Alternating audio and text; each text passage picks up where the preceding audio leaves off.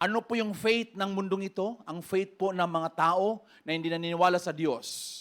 Ang kanila pong pananampalataya ay nakabase po sa 5 bagay. 5 natural senses. Ano po yung 5 natural senses? You have your nose to smell. Kahit hindi mo nakikita na nilulutong masarap na, alam mo masarap yon. Amen po ba? Pag meron ka pong narinig sa radio, o kaya something like narinig mo, maniniwala ka kasi meron narinig. Ang pananampalataya ng iba, jak pati, jak kita.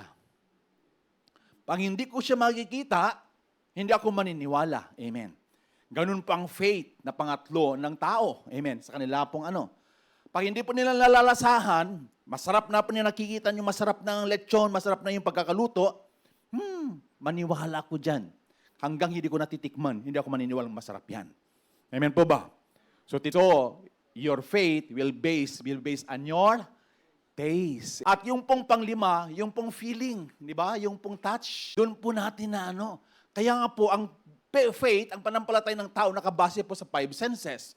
But there is faith that comes from God.